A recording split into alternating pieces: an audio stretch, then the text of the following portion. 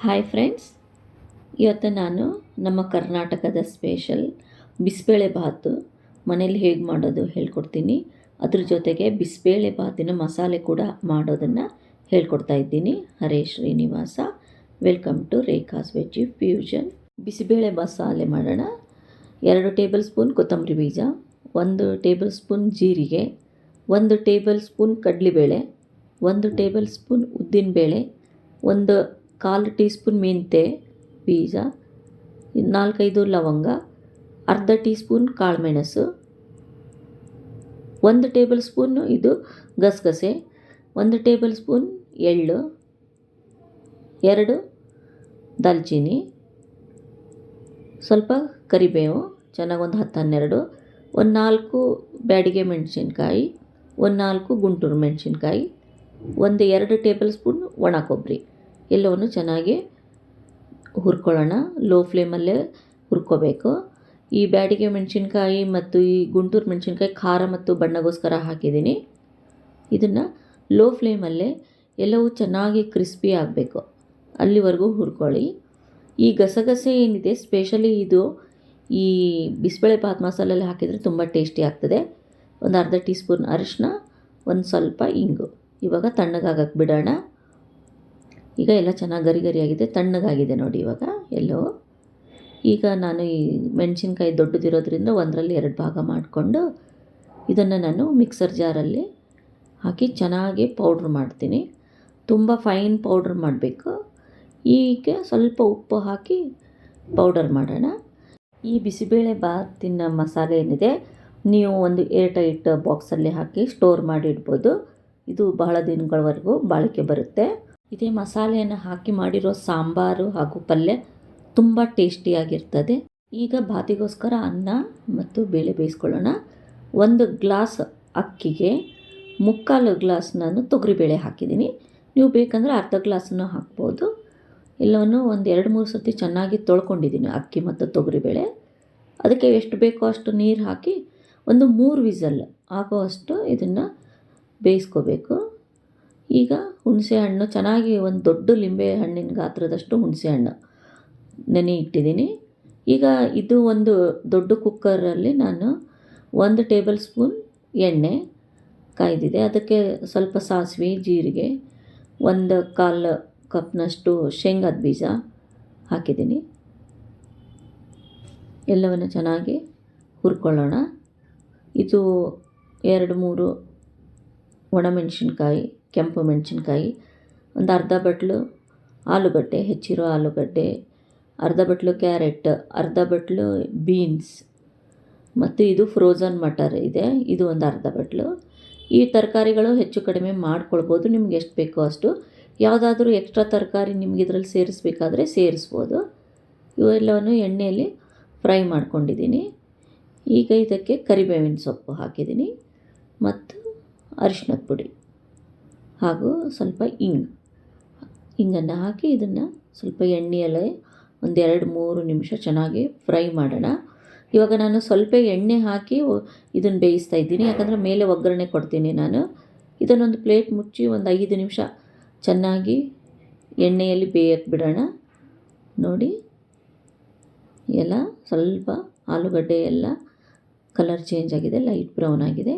ಇದಕ್ಕೆ ಒಂದು ದೊಡ್ಡ ಟೊಮೆಟೊ ಹಾಕ್ತಾಯಿದ್ದೀನಿ ನಾನು. ನೀವು ಬೇಕಾದರೆ 2 ಟೊಮೆಟೊನೂ ಹಾಕ್ಬೋದು. ನಾನು ಒಂದೇ ತುಂಬ ದೊಡ್ಡ ಸೈಜಿಂದು 1 ಟೊಮೆಟೊ ಹಾಕಿದ್ದೀನಿ. ಇದನ್ನು ಫ್ರೈ ಮಾಡಿ ಇದಕ್ಕೆ ಒಂದು ಗ್ಲಾಸ್ ಅಷ್ಟು ನೀರು ಹಾಕಿ ಬಾಯ್ಲ್ ಆಗ್ಲಿಕ್ಕೆ ಬಿಡ್ತೀನಿ. ಇದ್ರ ಮೇಲೆ ಒಂದು ಮುಚ್ಚಳ ಮುಚ್ಚಿ ಒಂದು 5 ನಿಮಿಷ ಬಾಯ್ಲ್ ಆಗಲಿ. ಈ ತರಕಾರಿಗಳೇನಿದೆಯಲ್ಲ ಪೂರ್ತಿ ಬೇಯಬಾರ್ದು, ಒಂದು ಅರ್ಧ ಬೇಂದರೆ ಸಾಕು, ಪೂರ್ತಿ ಮೆತ್ತಗಾಗೋದು ಬೇಡ. ಒಂದು ಅರ್ಧ ಬೇಯ್ದ ಮೇಲೆ ಈ ಹುಣಸೆ ರಸನ ನಾವು ಅದರಲ್ಲಿ ಹಾಕೋಣ. ಇದಕ್ಕೆ ಹುಣಸೆ ಹಣ್ಣಲ್ಲಿ ಇನ್ನೂ ಸ್ವಲ್ಪ ರಸ ಇದೆ, ಅದಕ್ಕೆ ಇನ್ನೂ ಸ್ವಲ್ಪ ನೀರು ಹಾಕಿ ಚೆನ್ನಾಗಿ ಕಿವುಚಿ ಅದ್ರ ರಸವನ್ನು ಹಾಕ್ತಾಯಿದ್ದೀನಿ. ಈ ಹುಳಿ ಎಷ್ಟು ಬೇಕೋ ಅಷ್ಟು ನೀವು ಹುಣಸೆ ಹಣ್ಣನ್ನು ಜಾಸ್ತಿ ಕಡಿಮೆ ಮಾಡಿಕೊಳ್ಳಿ. ಇವಾಗ ಇದು ಸ್ವಲ್ಪ ಕುದಿಯೋಕ್ಕೆ ಬಿಡೋಣ.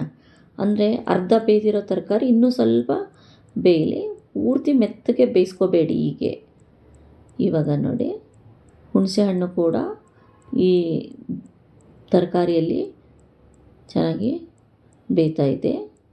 ನೀರು ಹುಣಸೆಹಣ್ಣು ಒಟ್ಟಿಗೆ ಬಾಯ್ಲ್ ಆಗ್ತಾಯಿದೆ. ಇದಕ್ಕೆ ನಾನು ಬೆಲ್ಲ ಹಾಕ್ತಾಯಿದ್ದೀನಿ. 1 ಟೀ ಸ್ಪೂನ್ ಬೆಲ್ಲ ಹಾಕ್ತಾಯಿದ್ದೀನಿ. ನೀವು ಬೆಲ್ಲ ಜಾಸ್ತಿ ಕಡಿಮೆ ನಿಮ್ಗೆ ಬೇಕಾದರೆ ಹಾಕ್ಕೊಳ್ಳಿ. ಇದಕ್ಕೆ ನಾವು ಮಾಡಿರೋ ಬಿಸಿಬೇಳೆ ಬಾತ್ ಮಸಾಲೆ 2 ಟೇಬಲ್ ಸ್ಪೂನ್ ನಾನು ಹಾಕ್ತಾಯಿದ್ದೀನಿ. ಇದನ್ನು ಮಸಾಲೆಯ ಟೇಸ್ಟ್ ನಿಮಗೆ ಎಷ್ಟು ಬೇಕೋ ಅಷ್ಟು ಹೆಚ್ಚು ಕಡಿಮೆ ಮಾಡಿಕೊಳ್ಳಿ. ಇದು 1 ಟೇಬಲ್ ಸ್ಪೂನ್ ಕೆಂಪು ಖಾರದ ಪುಡಿ ಹಾಕ್ತಾಯಿದ್ದೀನಿ ಖಾರಕ್ಕೋಸ್ಕರ, ಮತ್ತು ಕಲರು ಚೆನ್ನಾಗಿ ಬರ್ತದೆ. ಈ ಮಸಾಲೆಯಲ್ಲಿ ಹಾಕಿರೋ ಮೆಣಸಿನ್ಕಾಯಿದು ಖಾರ ಅಷ್ಟಿರಲ್ಲ, ಅದಕ್ಕೆ ನಾನು ಇದಕ್ಕೆ ಮೇಲೆ ಸ್ವಲ್ಪ ಕೆಂಪು ಖಾರದ ಪುಡಿ ಹಾಕಿರೋದ್ರಿಂದ ಈ ನಮ್ಮ ಬಿಸಿಬೇಳೆ ಬಾತಿನ ಕಲರ್ ಚೆನ್ನಾಗಿ ಬರ್ತದೆ. ಇವಾಗ ನೋಡಿ ಬೆಂದಿದೆ. ಆಲೂಗಡ್ಡೆ ಸ್ವಲ್ಪ 70% ಬೇಯ್ದಿದೆ. ಈಗ ಇದಕ್ಕೆ ನಾವು ಮಾಡಿರೋ ಅನ್ನ ಮತ್ತು ಬೇಳೆ ಇದೆಯಲ್ಲ ಒಟ್ಟಿಗೆ ನಾವು ಬೇಯಿಸ್ಕೊಂಡಿದ್ದು ಅದನ್ನು ಇದಕ್ಕೆ ಹಾಕ್ತಾಯಿದ್ದೀನಿ. ಕೆಲವರು ಬೇಳೆಯನ್ನು ಮಾತ್ರ ಬೇಯಿಸ್ಕೊಂಡು ಗಟ್ಟಿಯಾಗಿ ಹುಳಿ ಥರ ಮಾಡಿಕೊಂಡು ಆಮೇಲೆ ಅದರಲ್ಲಿ ಅನ್ನ ಹಾಕಿ ಕಲಿಸ್ತಾರೆ. ನಾನು ಇದು ಒಂದು ಅರ್ಜೆಂಟ್ ಮೆಥಡ್, 2 ಅಕ್ಕಿ ಮತ್ತು ಬೇಳೆ ಒಟ್ಟಿಗೆ ಬೇಯಿಸಿಬಿಡ್ತೀನಿ. ಇದಕ್ಕೆ ಸ್ವಲ್ಪ ಎಷ್ಟು ಬೇಕೋ ಅಷ್ಟು ನೀರು ಹಾಕ್ಕೊಳ್ಳಿ. ರುಚಿಗೆ ತಕ್ಕಷ್ಟು ಉಪ್ಪನ್ನು ಹಾಕ್ಕೊಂಡು ಚೆನ್ನಾಗಿ ಕಲಿಸ್ಕೊಳ್ಳೋಣ. ಬಿಸಿಬೇಳೆ ಬಾತು ಗಟ್ಟಿಯಾಗಿರಬಾರ್ದು, ಸ್ವಲ್ಪ ಏನಂತೀರ ನೀವು ಲೂಸಾಗಿ ಅಳ್ಳಕ್ಕಾಗೇ ಇರಬೇಕು. ಇದಕ್ಕೊಂದು ಒಗ್ಗರಣೆ ಮಾಡೋಣ. ಇದಕ್ಕೆ ನಾನು ತುಪ್ಪದ ಒಗ್ಗರಣೆ ಕೊಡ್ತಾಯಿದ್ದೀನಿ.